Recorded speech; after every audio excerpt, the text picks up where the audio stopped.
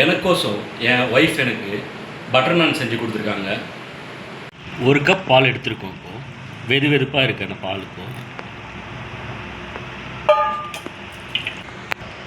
1/4 cup தயிர் எடுத்துருக்கோம்.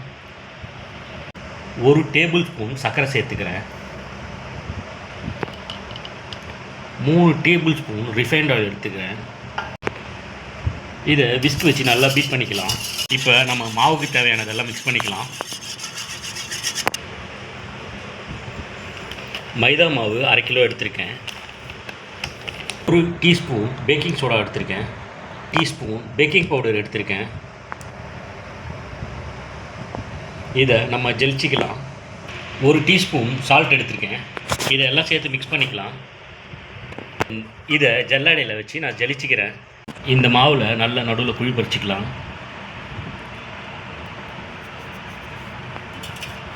அதில் நம்ம மிக்ஸ் பண்ணி வச்சுருந்த பேட்டரை சேர்த்துக்கலாம். பால்,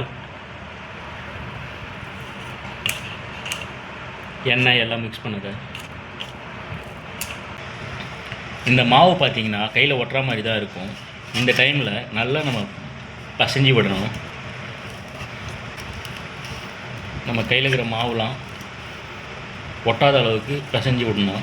இந்த டைமில் 1 டேபிள் ஸ்பூன் ரிஃபைண்ட் ஆயில் சேர்த்து நல்லா பிசைஞ்சிக்கிறேன்.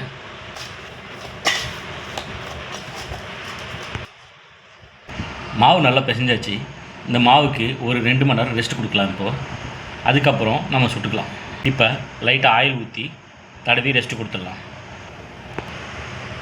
பார்த்திங்கன்னா மாவு 2 மணி நேரமாக ஊறிருக்கு. இப்போ எடுத்து திரட்டிக்கலாம்.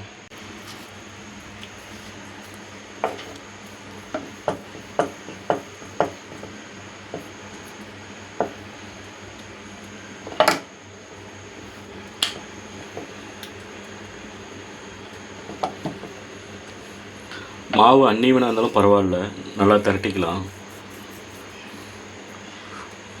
நமக்கு ஒரு காயின் சைஸை விட கொஞ்சம் பெருசாக இருக்கணும் திரட்டுறது.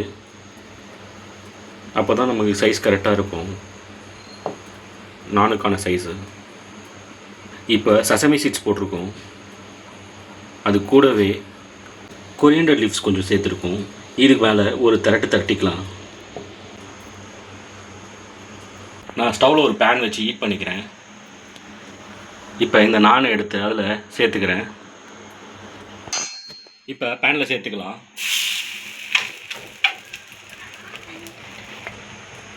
தண்ணி தடவின இடத்த பேனில் படுற மாதிரி வச்சுருக்கேன். அது கொஞ்சம் நல்லா ஹீட் ஆகட்டும். இப்போ பார்த்தீங்கன்னா நான் நல்லா வெந்து வந்துட்டுருக்கு. நல்லா பபுள்ஸ் கிளம்புது பாருங்கள். இதை அப்படியே திருப்பி ஹீட் பண்ணிக்கலாம். இப்போ நம்ம பேனை திருப்பி ஹை ஃப்ளேமில் வச்சு ஹீட் பண்ணிக்கலாம்.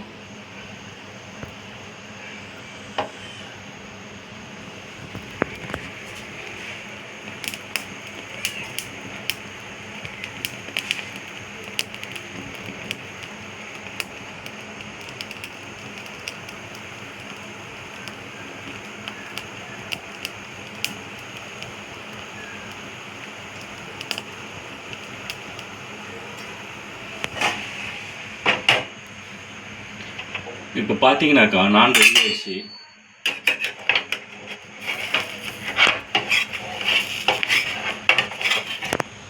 இப்போ பார்த்தீங்கன்னாக்கா நான் ரெடி ஆயிடுச்சு. சாப்பிட்லாம் வாங்க.